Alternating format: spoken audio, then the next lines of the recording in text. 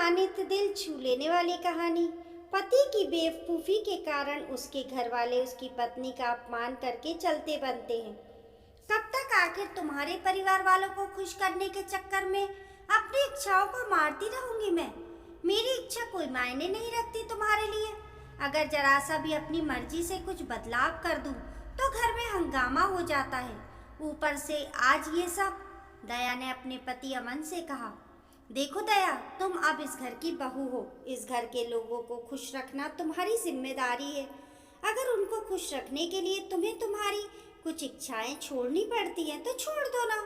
क्यों बात को पकड़ कर बैठी हुई हो? अमन उल्टा दया को डांटते हुए बोला।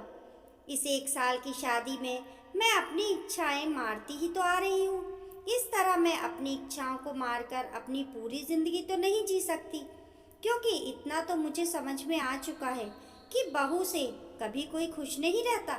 दया ने कहा। दया, क्यों बात का बतंगड़ बना रही हो? कुछ दिनों बाद तो हम वैसे भी दूसरे शहर में शिफ्ट हो ही रहे हैं ना। फिर कुछ दिनों के लिए बातों पर ध्यान देना छोड़ दो। एक तो तुम माँ से बेवजह लड़कर आ गई, थोड़ी शांति रख लेती। ऊपर से अब बड़बड़ा भी तुम ही रही हो। अमन ने आवाज ऊंची करते हुए कहा। मैं लड़कर आई हूँ? उल्टा मुझ पर ही इल्जाम लगा रहे हो। तुम्हारे छोटे भाई ने खाने की थाली उठाकर मेरे ऊपर फेंक दी। वह नहीं दिख रहा तुम्हें? उसे समझाने की जगह उल्टा मम्मी जी उसका साथ दे रही थी। भाभी हूँ मैं उसकी, इज्जत की हकदार तो मैं भी हूँ। दया ने भी अपनी आवाज ऊंची करते हुए कहा। आवाज ऊंची करने की जरूरत नहीं है तुम्हें। सिर्फ भाभी हो जाने से इज्जत की हकदार नहीं बन जाते हैं। इसके लिए इज्जत कमानी पड़ती है। क्या जरूरत थी तुम्हें सब्जी में टमाटर डालने की? तुम्हें पता है ना, इस घर में सबको सब्जी में दही पसंद है। मम्मी घर पर नहीं थी तो थोड़ा इंतजार कर लेती। मम्मी आ तो रही थी घर पर। हमेशा तो सबकी इच्छा के अनुसार बनाती हूँ।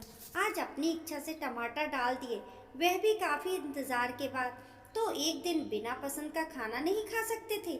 जो थाली ही उठाकर मेरे ऊपर फेंक दी। मैं भी तो खाती हूँ वे सब चीजें जो तुम लोगों को पसंद है, पर मुझे नहीं। दया ने कहा। तुम बहू हो इस घर की और तुम्हें सबके हिसाब से अपने आप को ढालना पड़ेगा। तुम्हारे लिए हम लोग अपनी पसंद बदलने वाले नहीं हैं, समझी तुम? अब मुझे कोई बात नहीं करनी, अमन ने कहा। आखिर अमन ने ये कहकर बात को वहीं खत्म कर दिया और कमरे के बाहर चला गया। बाहर ये बातें उसकी माँ भी सुन रही थी। अपने बेटे की बातें सुनकर वह मन ही मन बहुत खुश हुई कि कम से कम बेटे ने तो बहू को ही दबा कर रखा। अब दया अपनी जुबान नहीं चलाएगी। जब से दया की शादी हुई थी वे यही सब बर्दाश्त कर रही थी। हर कोई उसे यही सुना देता था। आधी से ज्यादा लड़ाई झगड़े की फसाद उसका देवर सरस था। सरस का गुस्सा हमेशा नाक पर ही रहता था। अगर उसके मन का नहीं हुआ तो बस बिगड़ जाता था और फिर जो मुंह में आता था वही बोलता था। यह तक नहीं देखता था कि दया का ओहदा उससे बड़ा है, पर उसे समझाने की जगह अमन और कांता जी उल्टा दया को ही डांटते थे। तू ही जानबूझकर ऐसा काम करती है कि वह बिगड़ जाता है। छोटे से अपनी इज्जत करवाना तुझे आता ही नहीं है, फिर उम्मीद करती है कि वह तेरी इज्जत करे। बस ये कहकर हमेशा सरस के गलत को सही साबित कर देते थे। वे एक काम भी खुद से नहीं करता था, यहाँ तक कि पानी का गिलास भी उसको उसके पास ही लाकर दो, कभी उठकर रसोई से खुद नहीं लेता। आज भी बात जरा सी थी। कांता जी बाहर गई हुई थी। शाम के 7 बज चुके थे। 8 बजे तक सबको खाना चाहिए होता था। अगर थोड़ा भी लेट हो जाता था तो घर में हंगामा हो जाता था। दया ने आलू की सब्जी बनाई थी। घर में दही नहीं था, इसलिए उसने सरस से दही लाने के लिए कहा, पर वह गया ही नहीं। मैं क्यों जाऊं, ये मेरा काम नहीं है, कहकर उसने अपने कमरे का दरवाजा दया के मुंह पर ही बंद कर दिया। दया को गुस्सा तो बहुत आया, पर वह चुप रह गई और चुपचाप रसोई में आ गई। मम्मी जी घर पर नहीं थी। उसने सोचा हमेशा की दही की सब्जी बनाती हूँ, आज चलो टमाटर ही डाल देती हूँ।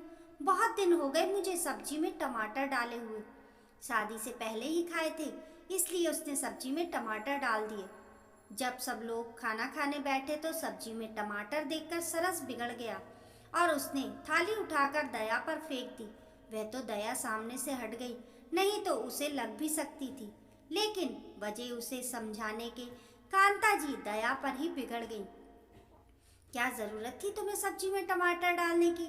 आ तो रही थी, ले आती मैं दही।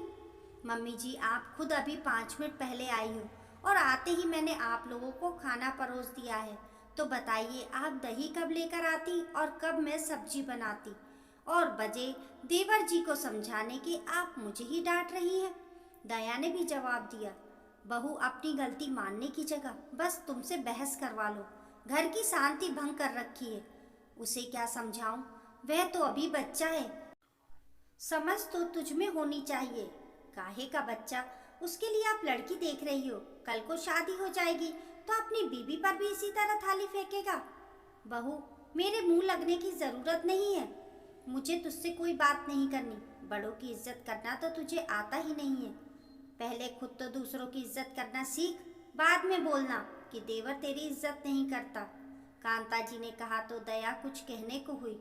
इतने में अमन ने उसे डांट दिया और कमरे में ले आया। बस उसके बाद फिर इतनी सब बहस हो गई।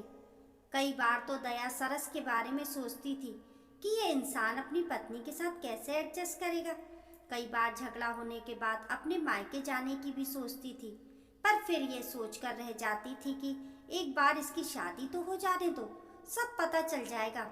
वैसे भी अमन का तो ट्रांसफर हो चुका था और कुछ दिनों बाद वह लोग वैसे भी दूसरे शहर शिफ्ट होने वाले थे। इसलिए वह भी चुप कर गई, क्योंकि अमन का व्यवहार जब कांता जी और सरस आस पास नहीं होते थे तब तो सही ही रहता था।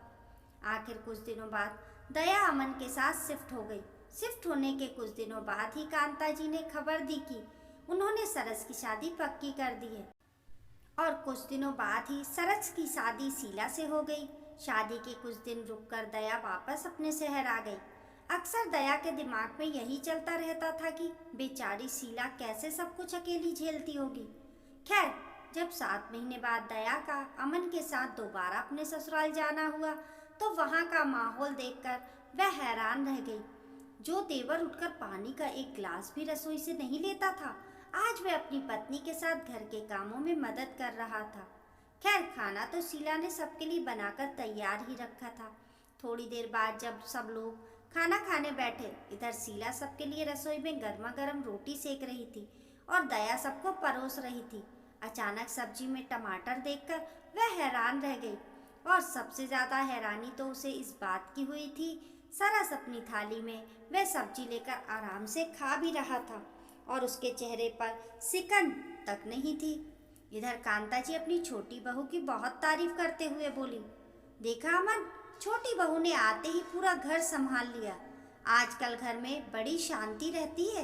ये अच्छे से जानती है कि कैसे सबको खुश रखना है। खाना भी बहुत अच्छा बनाती है। शीला कभी भी शिकायत का मौका नहीं देती किसी को। ये सुनकर दया ने अमन की तरफ देखा तो अमन चुपचाप नजरें नीचे किए खाना खा रहा था, कुछ भी नहीं कह रहा था। जानता था कि दया के मन में 10 बातें घूम रही होंगी, इसलिए कुछ नहीं बोला। लेकिन दया से बर्दाश्त नहीं हुआ तो उसने कहा, हाँ मम्मी जी, अब शांति ही रहेगी ना। आखिर अपनी बीवी के आगे तो अच्छे अच्छे पानी भरने लग जाते हैं। थालियां उठाकर फेंकने का सिस्टम तो सिर्फ भाभी के सामने ही होता था। बीबी के सामने तो जो नहीं खाते थे वह भी खाने लग गए। तभी शीला रसोई से गर्मा गर्म रोटी लेकर आई। उसे देखकर अमन ने दया को घूर कर देखा तो वह चुप हो गई। लेकिन जहाँ जहाँ उसे मौका मिलता वहाँ वहाँ अब वह जरूर बोलती थी। आखिर वह इतना बर्दाश्त करके बैठी थी, उसे भड़ास निकालने का मौका ही अब मिला था। सबसे बड़ी बात, ना सास, ना पति और ना देवर, अब कोई उसे जवाब नहीं दे पा रहा था। इस कहानी को लेकर आपकी क्या राय है, हमें कमेंट करके ज़रूर बताइए। कहानी पसंद आने पर लाइक और शेयर करें। ऐसी ही अच्छी अच्छी कहानियों के लिए चैनल को सब्सक्राइब करना ना भूलें। मिलते हैं फिर एक नई कहानी के साथ, तब तक के लिए नमस्कार।